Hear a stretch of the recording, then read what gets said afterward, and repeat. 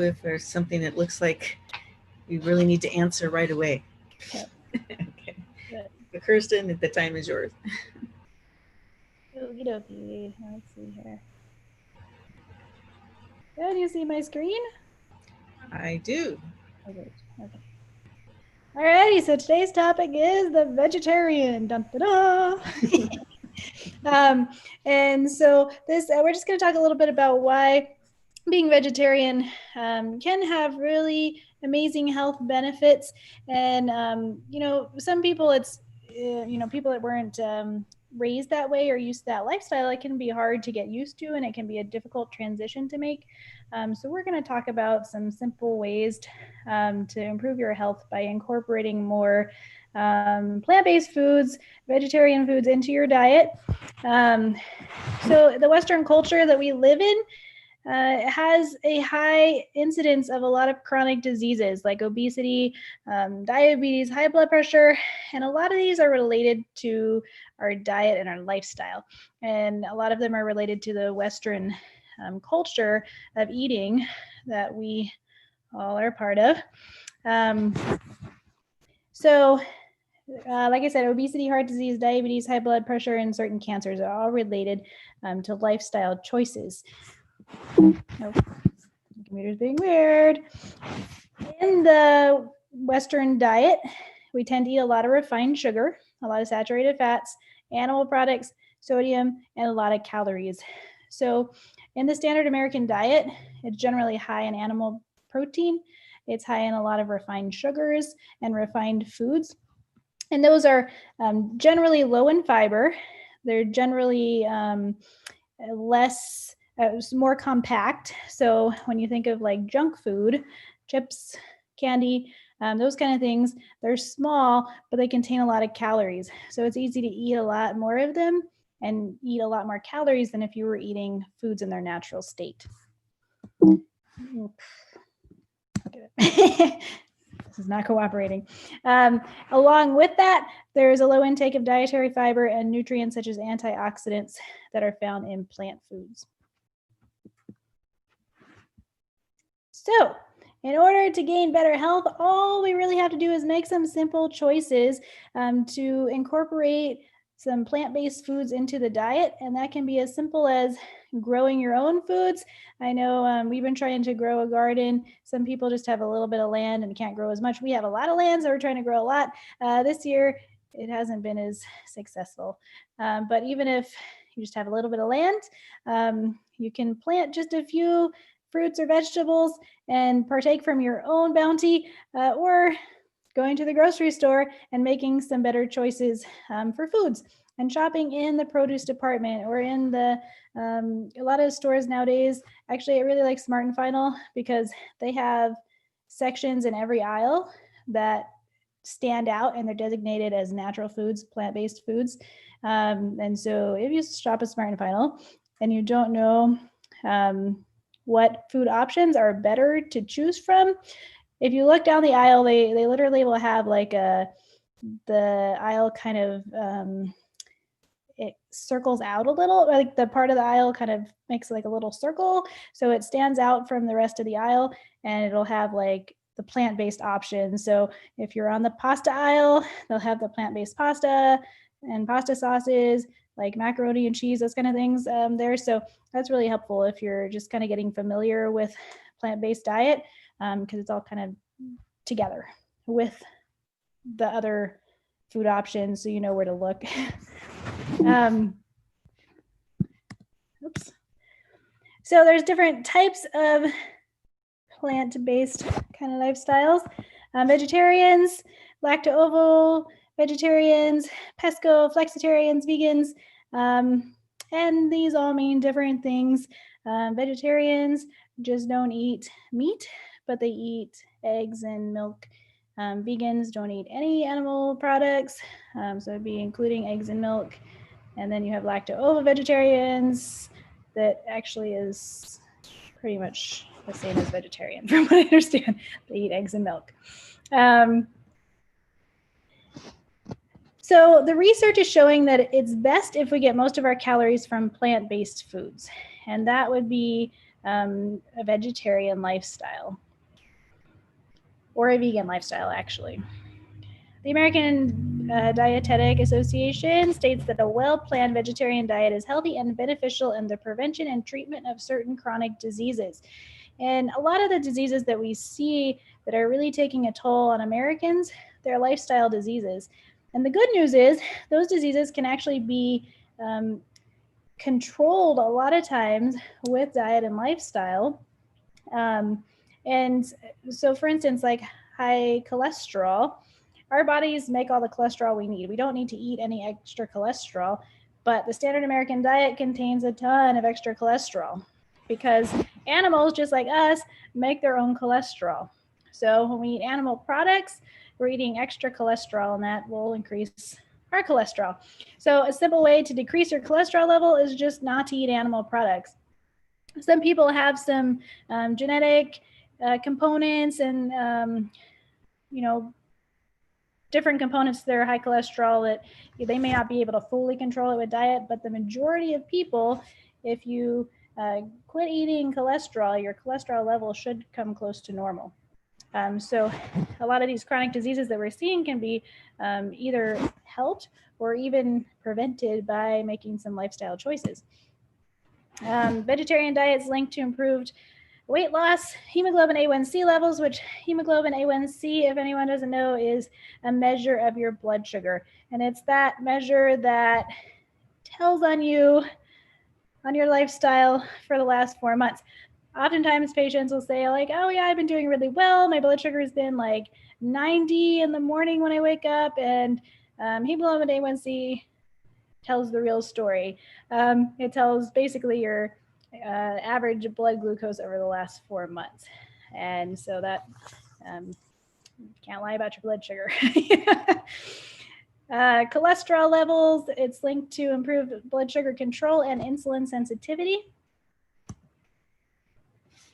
Type 2 diabetes is about 2 times lower in vegetarians than in the general population, even after they adjust for body mass index. And that's significant because obesity is one thing that's closely linked to diabetes.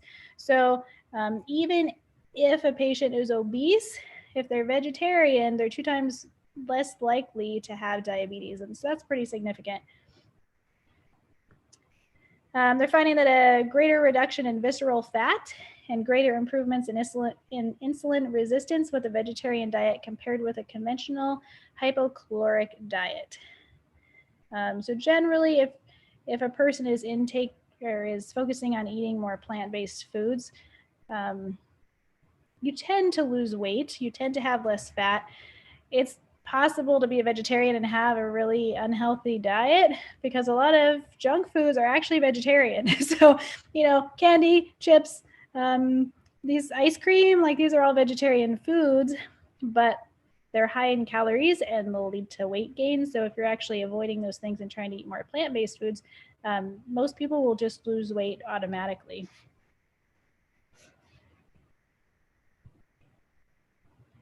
And a vegetarian diet is sustainable in the long term. It's important to make small changes because some people try to make all the changes all at once, and that can be difficult. It also can be really discouraging. I had a patient one time, I kind of chuckled when this happened, but it also was kind of sad. A patient that came to the ER, and she said, my doctor told me to watch this movie, the Forks Over Knives movie, and follow that lifestyle. And so, I happen to know who the doctor was. He's an Adventist doctor. And he gave her this movie. She watched it, and she literally tossed everything in her house that was unhealthy. And she went and bought new food. But then, she didn't know really how to cook it. And so she wasn't eating as much. And she just felt horrible. This poor lady. She's probably in her 70s. She wasn't eating enough. And she'd been doing this for just a few days, and she comes to the ER and she's like, I just feel horrible. So it's a good idea to make small, manageable changes. That's the best way to make a big change, is to do it in steps and start with just small, manageable changes in your lifestyle. Glycemic control was better with the vegan diet than with the conventional diet. Thus, the dietary guidelines for patients with type 2 diabetes should include a vegan diet for better management of treatment. And this is from a scientific article. And the vegan diet, when it comes to diabetes, and the vegetarian diet, both, but the vegan diet tends to have more fiber than the vegetarian diet. It has more fiber, and that's important for diabetics and their glycemic control. Because when you eat carbs or sugars mixed with fiber, they tend to absorb slowly, and so you don't get the big spikes and dips in your blood sugar like you would if you're eating simple sugars like white sugar or cake, candy, like those kind of things that have just the simple white sugar in them. So when you're combining your carbs with fiber, it helps you maintain a more steady glucose level, and it helps avoid those like ups and downs, spikes in your blood sugar.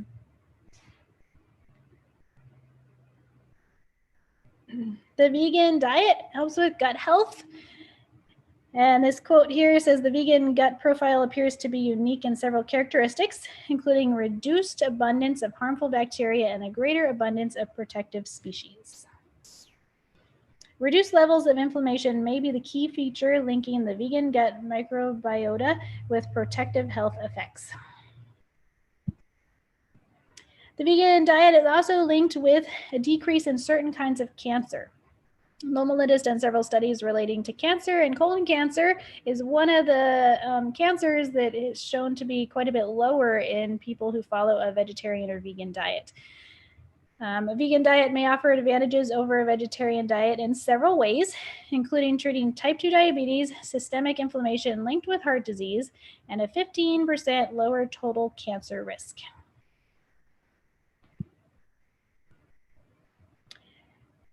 Focusing on incorporating a large variety of colors into your diet is really important. So in the plant-based foods, so fruits and vegetables, those that have different colors have different nutritional components.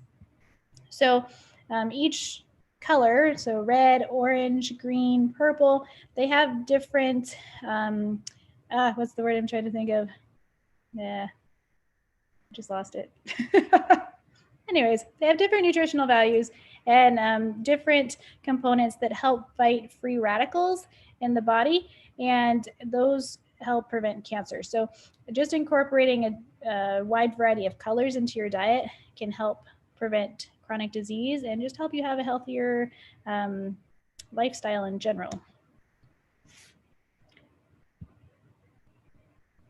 So we're going to cover 5 steps to help add color, variety, flavor, fiber, and balanced nutrition to your meals. Step 1 is to use the plan of addition. So focus on adding more garden foods or foods from the produce department. So these are simple little steps that you can make towards making a bigger change.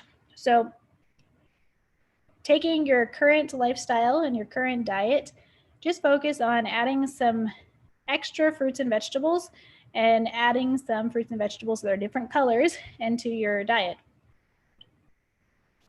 Step 2 is to eat more fruits and vegetables. You want to aim for at least 2 to 3 cups of both fruits and vegetables a day.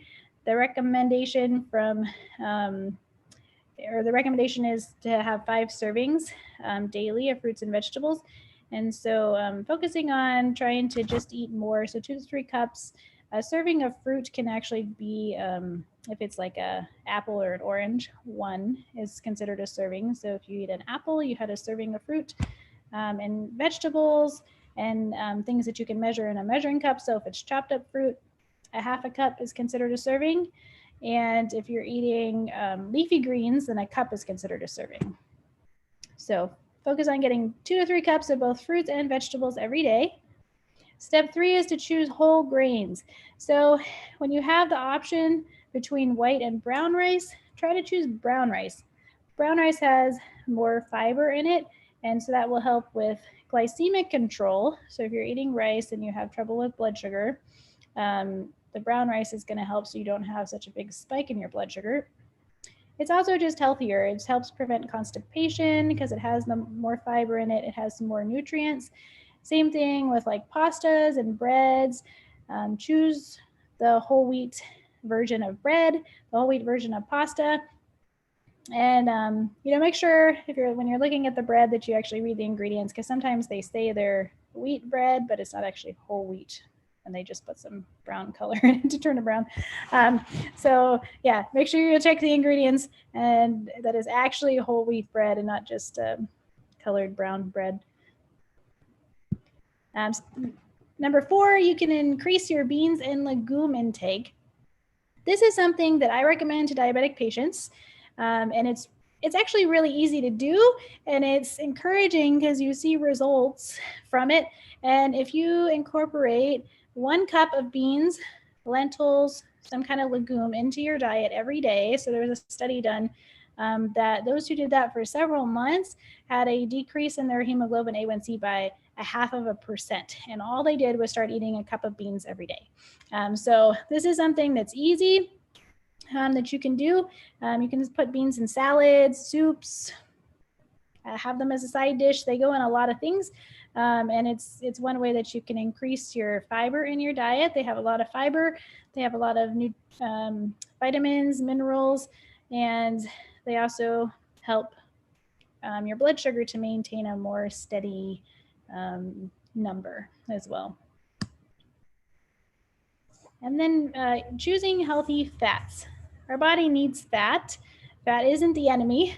It's just fat that is from animal sources and fat that isn't natural, like hydrogenated oil. It's been altered from its original state, and it's not good for our bodies. But our bodies need natural fat.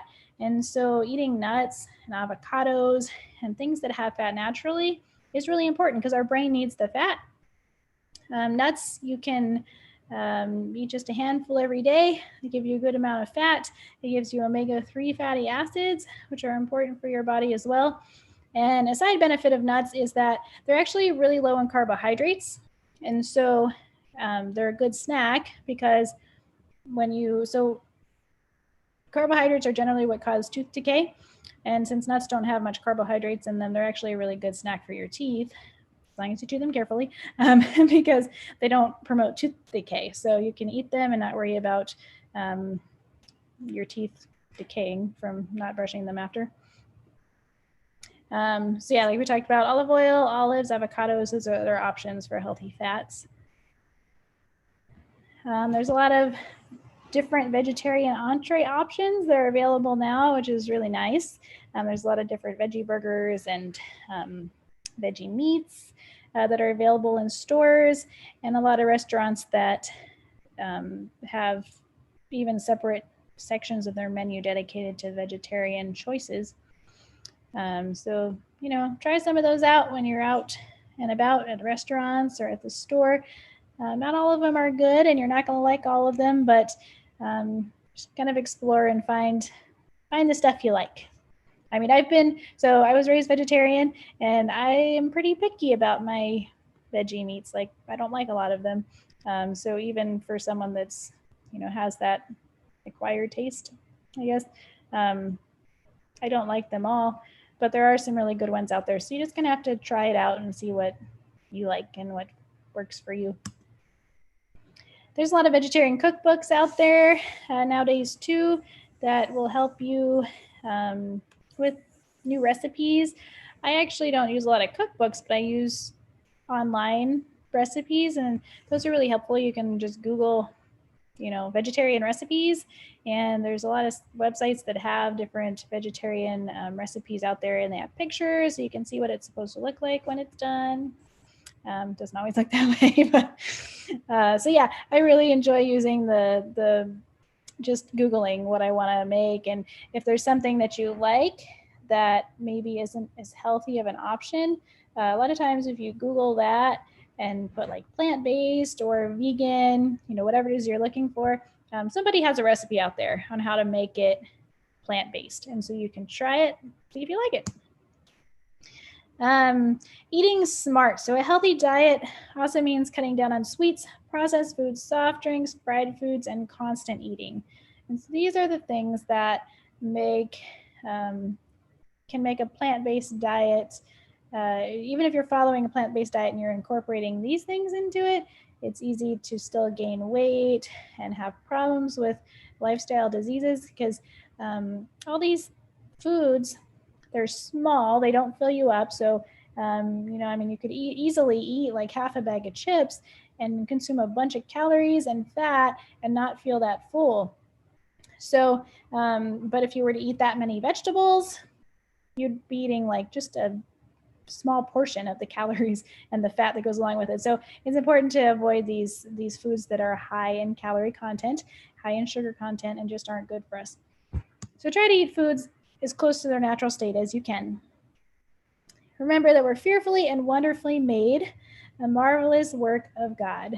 And one of the things that I appreciate about the medical profession and being able to work with people and help them with their diseases and problems physically and mentally is that God gave us tools to help bring us closer to his image.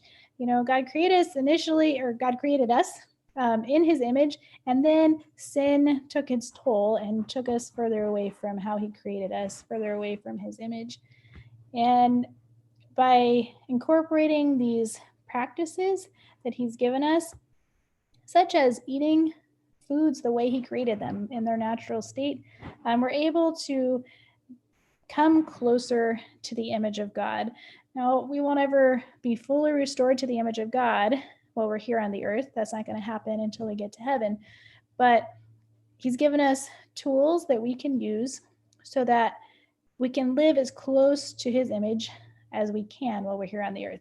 And I'm encouraged by that as I work with people every day, because I don't always get to overtly witness to them or tell them how much God loves them. But even by just encouraging simple things like changes in lifestyle or exercise, or these principles that we know help us to live better lives, it helps bring someone just a little bit closer to God's image. Bible says in 1 Corinthians 6:19, don't you know that your body is a temple of the Holy Spirit, which is in you, which you have from God, and you are not your own.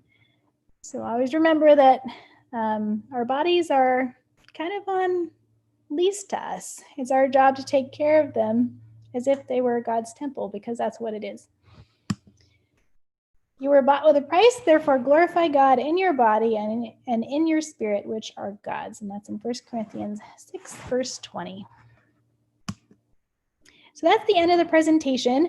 Is there any questions that anyone has right off that you can think of?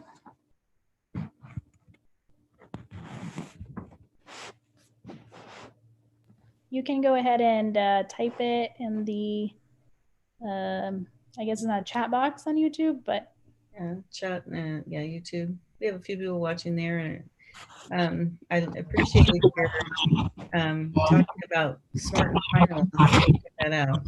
Yeah, it's really cool. Like they just did it like maybe a year, 2 years ago. I don't know, but it's really nice because everything's just, it's where you would expect to find it, but it's all like together. So, does anyone have any suggestions on ways to make healthy choices when you go out to eat? That's a good question. That's a hard one. I have a confession, I guess. I'm vegetarian. I've been vegetarian for probably 15 years now. So I have not always been vegetarian. So sometimes when I'm out, I'm really hungry. And I went through McDonald's and I've been thinking, if I go to McDonald's and I don't get the burger on the burger, then, it's healthier for me. But so when I did that a couple days ago, because I was really hungry, and it dawned on me, at home, I would not eat whole slices of cheese like were on those burgers, even though I got the burger without the burger, which was healthier. still I was consuming a lot of cheese. So I do need some tips on some health foods out on the road. Do you have any of those? Any ideas, things that you do when you're out on the road and you're hungry? Um, yeah, it is. It's hard, especially at fast food restaurants. If you like at McDonald's, it's hard because if you take the cheese off, you don't have anything left pretty much. So yeah, some places like that are difficult. I like to go to Subway because you can at least get like a veggie patty or something like that. So I guess there's one option. A lot of times, Mexican food, if you can, obviously get beans without lard or whatever, can be a healthier option because you can tend to get filling food without like a bunch of cheese or meat, even if you leave the cheese off and you have beans, and it still tends to be filling. So I guess that's one thing that you can look for. I think the other thing is like a lot of restaurants are now like they might not give it to you right away when you come in, but they'll have their like a separate vegetarian menu, or they have it on their menu and they'll have vegetarian options, vegan options. Yeah, it's a lot easier to cheat and eat stuff you wouldn't normally eat when you go out to eat. Like I know, like I won't fry food at home. Like I don't think I've ever like deep fried anything because it just seems gross to me, and I don't like to get burned by the oil. But if I go out, like I'll eat fries or fried stuff. So it's a lot easier to eat it when you're not the one making it and you don't see like what goes into making it and stuff. So yes, eating out is hard.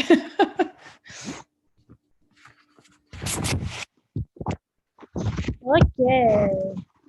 Does anyone have any personal success stories or testimonies about how they've made changes in their lifestyle and have seen good results? Like maybe you feel better, maybe you have seen improvements in chronic lifestyle diseases.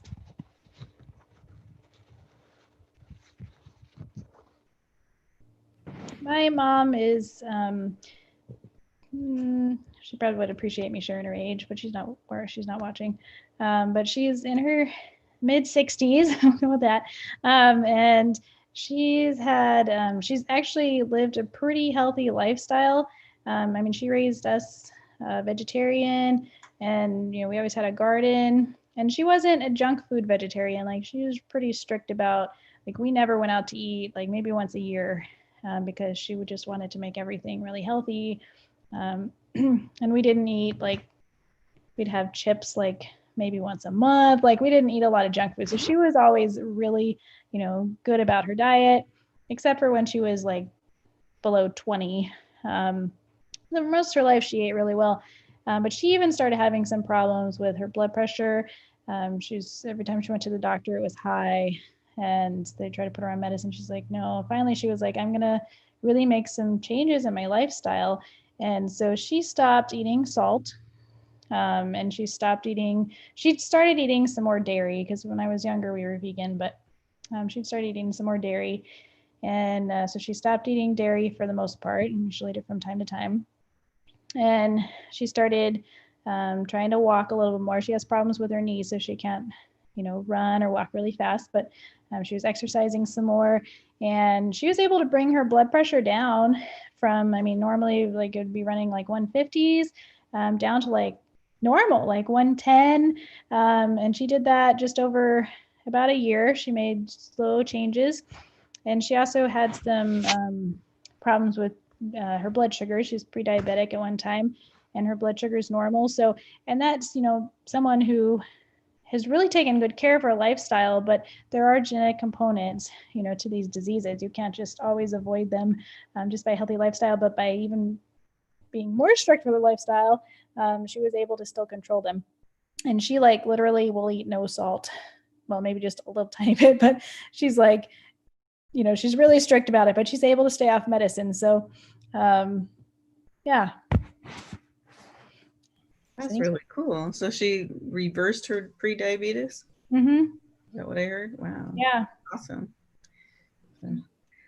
Well, people seem to be pretty quiet tonight. I see Pastor Ted just joined us. And Dr. Ed and Barb are on YouTube. Hi, Pastor Ted. Hello. Shelley in the background there. So I really appreciate your presentation, Kirsten. I think I need to go eat some fruit. I thinking I did not get my 5 servings in yet today, so I need to go eat something. Tomorrow night, Pastor Ted will be our presenter, and he is presenting Hurried, Worried, and Buried. It's going to be kind of on the lines of stress management, and he has dealt with a lot of people who are under stress over the years and has done stress presentations in the past. So I'm sure that'll be a good presentation. Any final words, Kirsten? I don't think so. Well, unless you want to see it. This is actually, let me show you something. Okay. So I made, these are chocolate cupcakes. So what? I could actually, we just told not to eat chocolate. I know, but well, not chocolate. I'm not anti-chocolate. Okay. But these are, I don't know if you can see them. They're chocolate cupcakes, I can. but they're completely sweetened with dates. So I could actually post the link maybe under the YouTube thing. Oh yeah, that'd be great. Completely sweetened with dates. There's no oil in them, and they're really tasty. So I'm really excited because I made them. My brother-in-law is diabetic, and so I made a cake when I went down to visit my family a few months ago. But so I made them again. They're actually really good. Like a lot of times when you try to do like no oil, no sugar, it turns out really dry and kind of, you know. But this is actually really tasty. So if anyone wants to try. Yeah, post that on the YouTube for us. I like to put dates. We might be inspired to make them ourselves. Yeah. It's like the icing is made from sweet potato, which the icing's not on those yet, but sweet potato and dates and almond butter. And it's really good. Wow. Sweet potato, dates, and almond butter. Mm-hmm. Where do you get almond butter? They sell actually, usually I think any store with the peanut butter, but it's kind of expensive sometimes. That's the problem. So like I'll keep an eye out for it at a grocery outlet and you know, like they'll go on sale sometimes. But yeah, if you buy it just at a regular store, it's like $7 or $8 for a jar. Oh, you know, Winco actually has it in the where you can make your own. I don't know if they still have those out. They might not have them out anymore. They've shut those down, but hopefully they'll bring them back one of these days. Yeah, because it's usually a bit cheaper if you can do it with that, you know, the machine. It's really tasty too. I really like Winco's with their freshly ground. I'm missing that, but Costco sells it, and it's pretty good too. Oh yeah, that's true. Costco has it too. Well, I appreciate you being with us tonight, Kirsten. I know you're busy with work and school and everything, and we appreciate you. Thanks for sharing some of your story with us too. All right, let's bow our heads and we'll conclude this session. Dear Heavenly Father, thank you for all the amazing colors and variety of fruits and vegetables and legumes. Help us to be more diversified in what we're eating and to make our bodies stronger. In your name, amen. Amen. All right. Good night, everyone. We will see you tomorrow night, Friday night with Hurried, Worried, and Buried with Pastor Ted Bays. Good night.